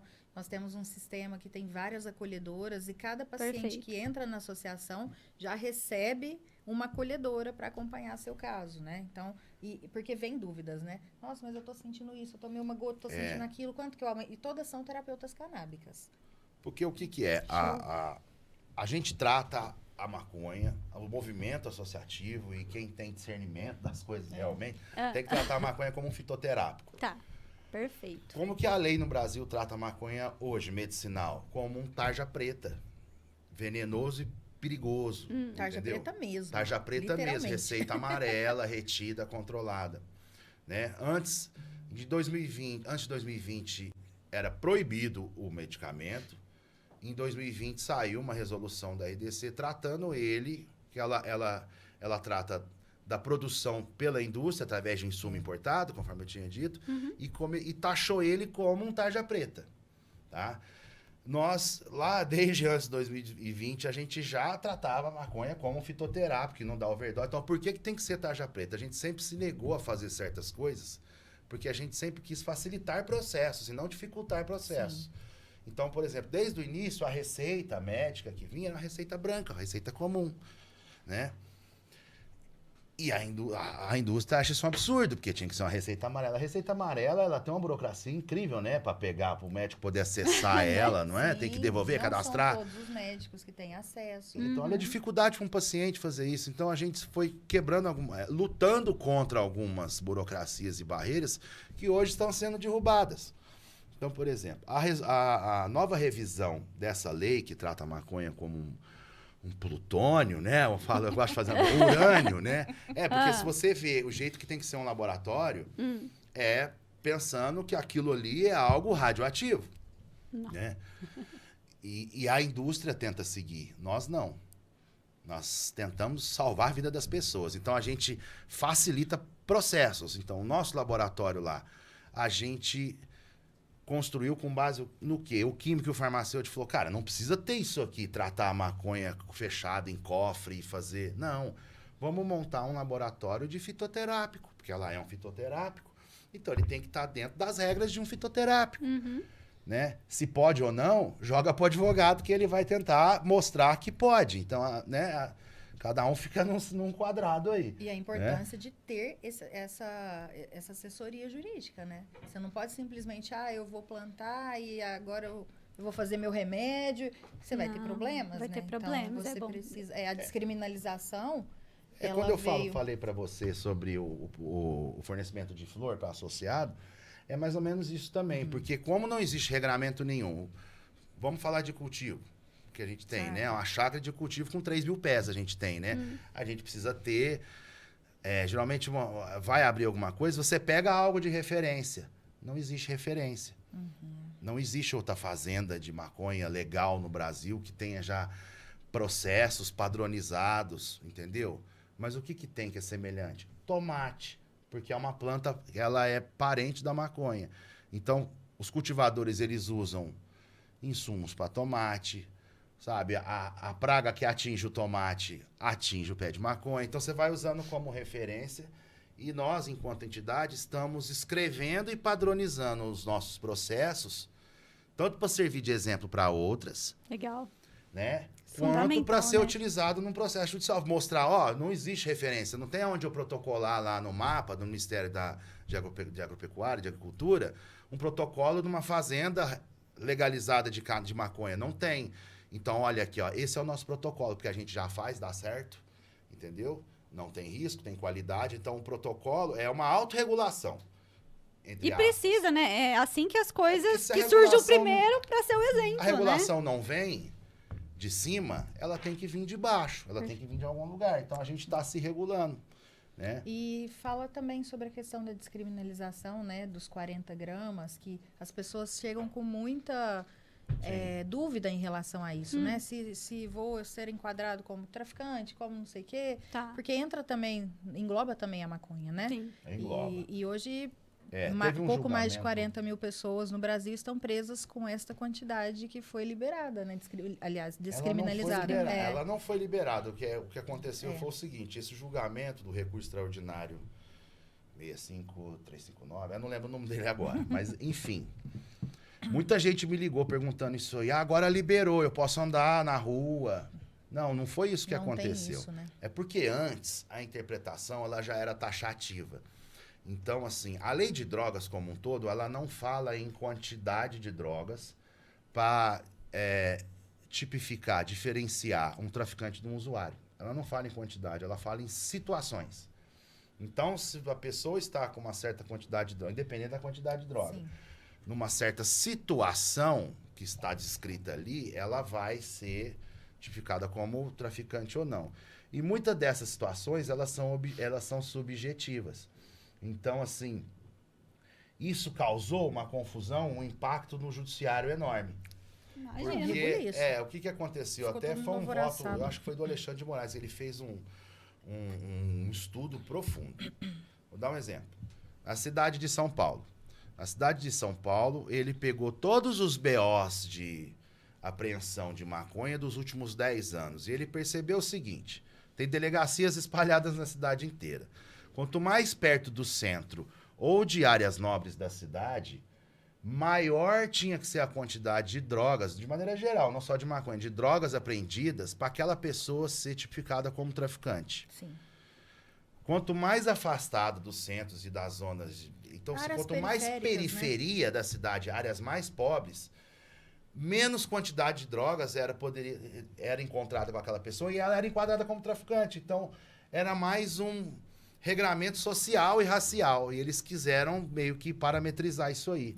Então, o que eles decidiram era o seguinte, se você for encontrado na rua com até 40 gramas de maconha, você não vai ser taxado automaticamente como traficante. Eles vão ter que analisar todo o caso concreto, o contexto de onde você está. Mas você vai assinar, você vai perder aquela maconha. E vai ser só que você não vai ser criminalizado automaticamente. Você vai ser responsabilizado e não criminalizado. Você pode, às vezes, responder alguma sanção administrativa. Às vezes, pagar uma multa. Tá. Mas é igual jogar uma bituca no chão também. A polícia vê, ele pode te multar na praça ali. Sim. Você jogou lixo no chão. Então passa a ser uma sanção administrativa. Acontece que o artigo 28 da Lei de Drogas, ele já falava isso. É que ele não era aplicado. Então o STF pegou e falou, não, nós temos que realmente fazer valer isso aqui. Boa. Porque isso tem um impacto enorme de encarceramento de população periférica, jovens, negros, pobres. Eles são a grande massa hoje no Brasil presa por tráfico e, na verdade, esses meninos não são traficantes. O traficante é o que traz o carregamento mesmo, é o que faz as conexões. É gente rica que está dentro do condomínio, ele não está na periferia. E a polícia não invade condomínios. Não invade. Uma família é difícil, é até difícil. Não vai, não pede licença. Né? Então, isso é bem diferente de legalizar. Também fala lá em 6 plantas fêmeas. Olha que interessante. Você pode ter, né? Ele fala em 6 plantas fêmeas que você pode ter em casa. Por quê? O verbo plantar, ele tá tipificado que o simples fato de plantar é tráfico. Opa, não, o STF então decidiu que não é assim. Né? Até 6 plantas, né, dentro do contexto, isso não é nem medicinal que nós estamos falando de um contexto geral. Certo? Porque entra como recreativo, né? É o contexto, ele não fala nisso, assim, a lei, o julgamento não fala nisso, ele só fala, 6 plantas, não é tráfico, se for para você, certo? Porque se você passar, como ela não fala em quantidade, qualquer quantidade que eu venda para você, o que eu dê para você, ela é tráfico, independente da quantidade. Sim. Certo? É a situação aqui, o que eu estou fazendo. É como ela é. Porque já existe, por que eu falo que isso não envolve o medicinal? O STJ, que é um outro órgão, né, do judiciário brasileiro, que trata não só de questões constitucionais, porque o STF só trata de questão constitucional, o STJ não. Então, o STJ, na verdade, ele toma decisões, às vezes, até mais importantes. Judiciais mesmo, judiciais, né? Ele é a terceira instância. O STJ, obrigado, ele já decidiu, ele já tem um entendimento nas turmas criminais que o cultivo de maconha para fins medicinais não é crime. Isso já está lá na cabeça desses desembargadores, desses juízes. Então, a pessoa tem que provocar o judiciário e provar que aquele cultivo, para fins medicinais, essa palavra ela não faz parte. Tá descrita. Ela não faz parte do julgamento do STF. Medicinais. Eu procurei, ele é gigantesco, tem mais de 20 folhas lá o jogo. As brechas são essas, né, Antônio? Porque depois eu acho que isso daí é uma semente, né? Então mas vai é que eu tô querendo dizer o seguinte, já tem um outro julgamento que fala que cultivar maconha para fins medicinais não é crime. Só que eu preciso simplesmente o quê? Provar que esse cultivo que eu tenho é para fins medicinais. As outras 40 gramas não fala se é medicinal ou não, é para você.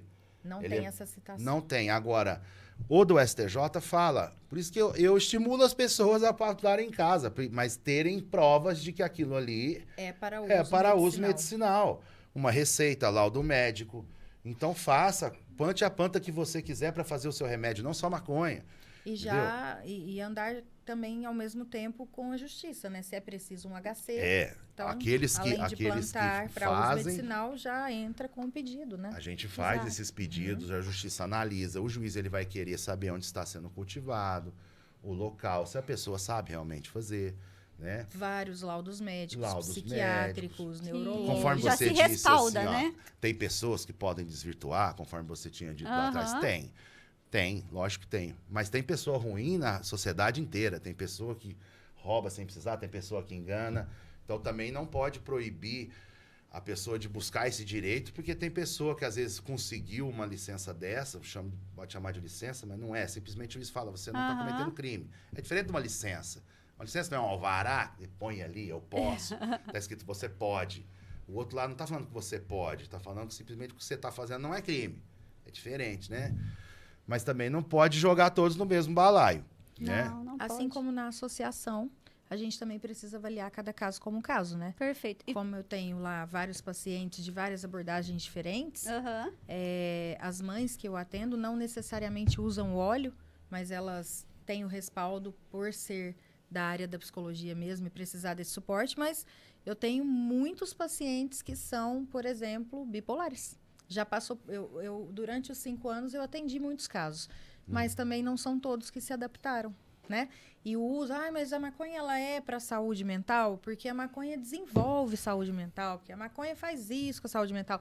Gente, o óleo, ele sendo administrado de forma correta, né, com acompanhamento, dependendo do seu caso, você pode utilizar ele em pequenas doses, sim, em tratamentos de saúde mental, né? Você não vai exagerar de uma vez, por isso que precisa do uso consciente.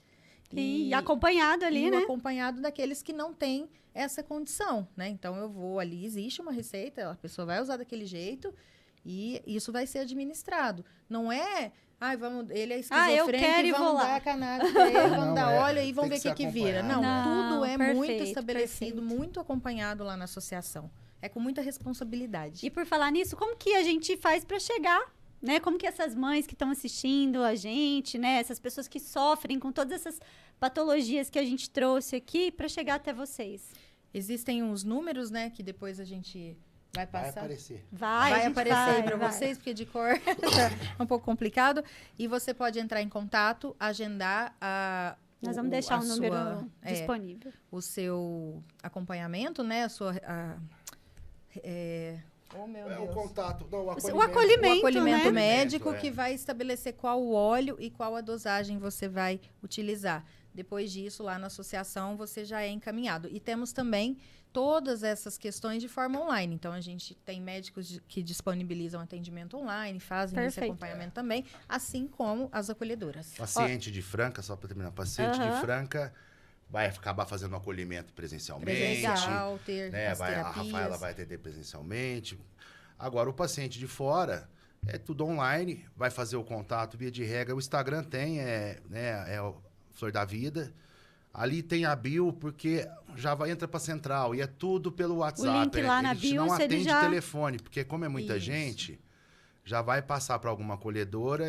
Tem canal para tirar dúvidas, canal para agendamento de consultas, canais para acolhedoras. Essa relação é muito direta, porque como a gente quer tratar a pessoa, e a gente sabe que a cannabis trata, mas para a pessoa ser tratada, tem que ter a dose correta, tem que ter o acompanhamento. É muito importante ter essa ligação. Então, existe uma ligação muito forte do paciente associado com o colaborador.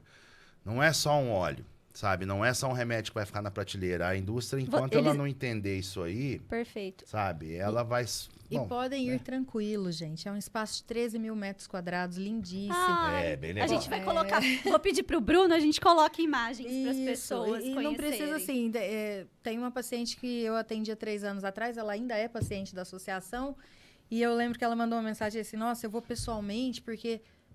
se eu marcar isso por WhatsApp, é meio perigoso, né? Então não tem nada. Achando que era uma biqueira. Meu Deus! Gente, é um serviço lindíssimo. Conheçam, por favor, e vão assim, com a mente bem tranquila, de que é um espaço extremamente acolhedor e de muito carinho, de muito amor. Hoje a Flor nós temos os 3 espaços aqui, nós temos a sede. São 3 coletivos, Nós temos a sede, nós temos o laboratório de manipulação e extração. Tem uma casa fechada, né? Mas 3 andares. 3 andares, um ali está sendo montado o centro de pesquisa da Unesp. Isso. Nós temos a chácara de cultivo. Anexo à chácara de cultivo, está sendo finalizado a ecoterapia, que vai começar em janeiro. Foram 2 anos treinando os cavalos. Né? E cavalos doados, né? Tudo vem essa dinâmica, né? Do lado nós temos a escolinha de futebol, que envolve esse impacto social da Flor da Vida. Então nós acolhemos uma comunidade que estava do lado da nossa chácara de cultivo. Então ali são 150 crianças que fazem aula semanalmente nessa escola de futebol. Olheiros convidados dos times, uma né? hora Corinthians, Flamengo, já tivemos crianças nosso próximo encontro vai ser num desses lugares, uai. Pode ser. E ali tem a capoeira também. Nós temos o pão, é importante falar do pão, porque o pão ele causa um impacto incrível social ali. Então nós produzimos hoje 1000 pães, já faz uns 3 anos, a gente tem a chácara. Começamos com 300 pães diariamente, a gente faz 1.200 pães todo dia. Que são entregues quentinhos. Gratuitamente, 2 horários. Eu sei, vai pra centro eu já espírita, consumi esse vai pra comunidade, vai pra gente também, né? Temos as filiais, né? Ia falar das filiais. A gente tá com Porque é aquela coisa, a gente quer expandir a Flor da Vida para expandir o tratamento da Flor da Vida. Então, a gente está começando a ocupar alguns espaços pequenos, onde esses espaços vão se expandir nessas localidades, igual foi aqui. A gente começou na casinha da esquina ali, hoje a gente está maior aqui em Franca. Então, hoje a gente tem um espaço em Brasília, oficial, tá no site, então um paciente de Brasília que quiser, ele pode procurar esse espaço. Legal. Nós temos um espaço em BH, nós temos um espaço em São Paulo, capital, e nós vamos abrir um espaço em Mogi, e nós vamos começar a povoar. E aí, dentro desses espaços, daqui a pouco já vai ter uma psicóloga lá dentro, vai ter uma TO lá dentro, nós vamos começar pra atender a comunidade, aquele paciente associado Flor da Vida daquele local. Porque hoje ele só tem acesso ao óleo. Então, o paciente de São Paulo, ele não tem... a online, né?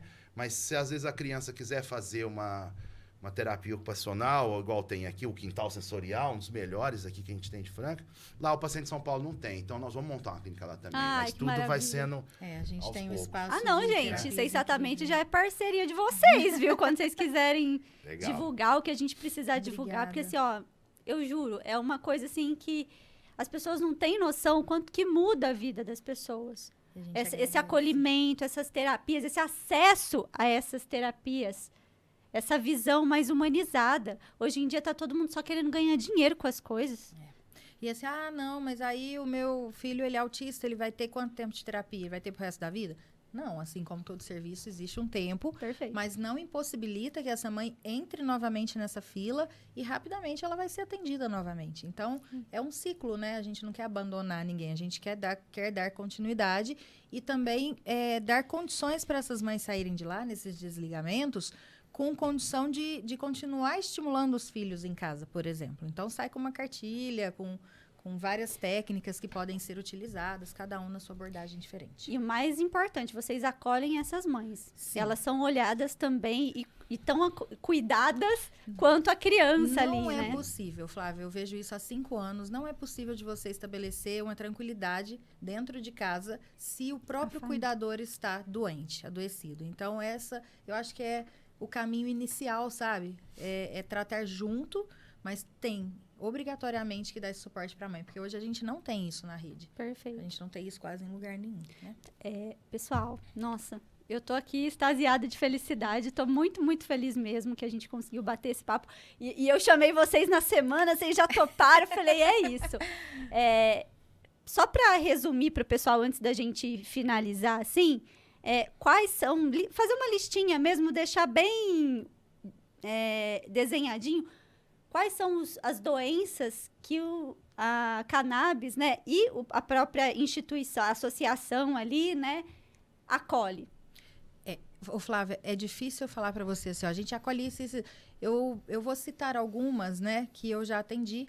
Então, depressão, nós atendemos muito. Tá. Estafa, burnout, bipolaridade, Alzheimer, Parkinson, autismo, epilepsia, dores crônicas, fibromialgia, neuralgia, insônia. A pessoa chega lá, não dorme, eu preciso de alguma coisa para dormir. Vamos substituir alprazolam, Rivotril, não sei o que lá? Vamos tentar, entendeu? Então, se eu disser para você o que eu já atendi Tourette, cada um fala de um jeito, né? Que é uma síndrome extremamente rara, né? De disfunção neurológica, que a pessoa não consegue se regular com absolutamente nada. E hoje tem uma vida normal, consegue trabalhar, né? Consegue estar dentro. As dores crônicas, As dores crônicas. A cannabis ela não vai funcionar, por exemplo, para um corte de faca, que é uma dor aguda. E aí, isso aí é morfina mesmo. Agora, a dor crônica, a dor que vem do corpo, neural, ela é o melhor remédio que tem. Questões de... a gente tinha dito de articulações.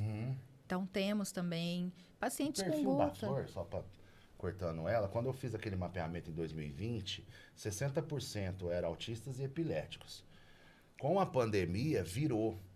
O último levantamento que eu tive acesso, acho que foi no ano passado. Nós fizemos recente. Ele é adulto. Deixou de ser criança autista epilético, acho que 35% dos nossos pacientes hoje é de 25 a 45 anos. Estresse, depressão, São essas doenças da mente. Ansiedade. Ele diminui transtorno disfórico pré-menstrual. Isso. Até, nós temos pacientes de TAG, né? Transtorno de ansiedade generalizada de pessoas que às vezes não conseguem desenvolver no trabalho porque a mente realmente não para. TDAH. Perfeito. Entendeu? Então, são infinitas possibilidades que a gente precisa. Como a gente citou inicialmente, existe um sistema endocannabinoide, existem receptores no corpo todo, então vale a tentativa, porque todas essas doenças, elas estão relacionadas, e transtornos, eles estão relacionados com o funcionamento do corpo. Então, precisa ir lá, avaliar e seguir. Vai lá, gente, seja acolhido por eles. Nossa, gente, estou muito feliz, viu? Nossa, eu tô assim, porque eu estudo isso há um tempo, assim, de forma informal mesmo, tipo, por curiosidade. Quando eu fiquei sabendo que, gente, peraí, onde que eu acho isso? Gente, em Franca! Eu falei, oi? Né? O tanto que é interessante. E o tanto que vocês expandiram nesses últimos anos, né? Sim, bens a Deus, que continue assim. Como minha linguagem de amor é dar presentes, vou dar um presente para vocês. Obrigada, Flávia. Da nossa parceira Bela Aroma. Gosto que abre, gosto que cheira. E gosto que fala que é bom, hein? Nossa, amo. A Thalita vai ganhar, minha esposa vai ganhar. O Antônio tá com um bebê novo em casa. Ó, é lavanda com limão siciliano. Ajuda a acalmar, regular o humor ali. Aromaterapia. Aromaterapia, exatamente. Muito obrigada, viu? Bela Aroma, Flávia. Gostoso. Muito bom. Nossa. Amo. Gostou. Obrigado. Gostoso. Vai lá pra Agradeço. minha sala. Bela Aroma. Show. Passem lá pra sentir o cheirinho. Bela viu? Aroma. Bela Aroma. Bela Aroma. Fica localizada ali na Rua da Santa Casa, no centro. Eu conheço. Né? Você conhece?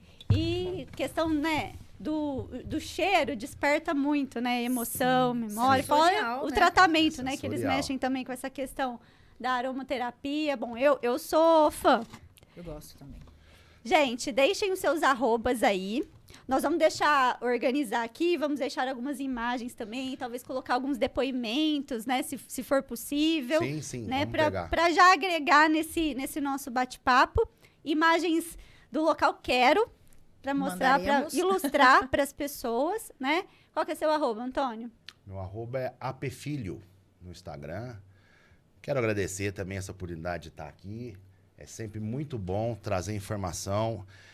Aonde a Flor da Vida é convidada, a gente ocupa o espaço, traz a informação, debate, tenta esclarecer a maior quantidade de gente possível, que esse vídeo, esse podcast faça muito sucesso e você possa, né, atingir a maior quantidade de pessoas.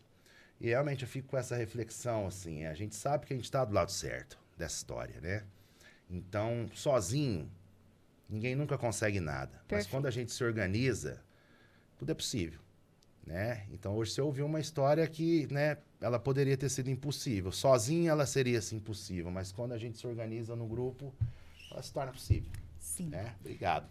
Eu também gostaria de agradecer demais a oportunidade enquanto psicóloga e enquanto pessoa que trabalha realmente, né, nessa abordagem e que já sofreu retaliações de algumas formas. Todos nós sofremos, né, Antônio? Mas isso eu acho que só nos fortalece.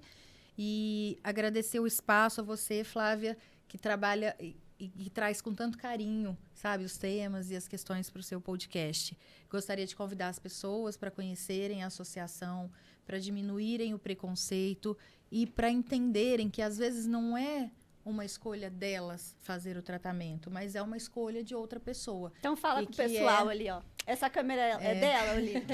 Fala ali, ó, olhando no olho do pessoal. É importante que vocês entendam que a tua opinião é a tua opinião, né? E que existem outras opiniões e outras possibilidades. Então, a gente não pode querer olhar o outro com a nossa lente.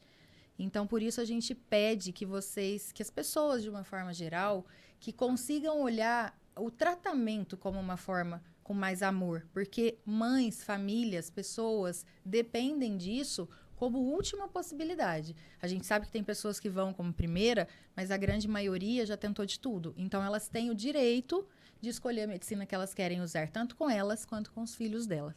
E é isso, muito obrigada. Perfeito. Rafa, deixa seu arroba aí para o pessoal te seguir. Meu arroba é Rafa Salerno 1.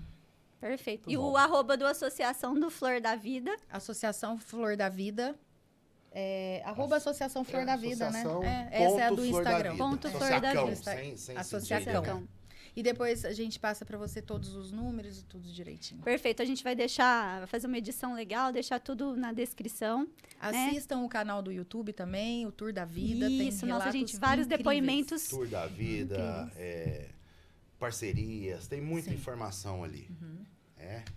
E é isso. É isso, muito Agradeço. obrigada. Pessoal, sigam, né, o Dialetous, me sigam, @FlaviaPolipsi, para terem acesso aos cortes do Sensatamente. Se inscrevam no canal do Dialetou e ativem o sininho para assim que sair os episódios, né, não só do Sensatamente, mas de todos os programas que tem aqui no Dialetou, para vocês já receberem a notificação. E é isso. E vamos baixar a guarda, né, e assistir com o coração aberto e com a cabeça aberta esse episódio de hoje, que foi muito, muito especial. Certo? É isso. Legal. Obrigada, gente. Valeu, obrigado. Com Deus, gente.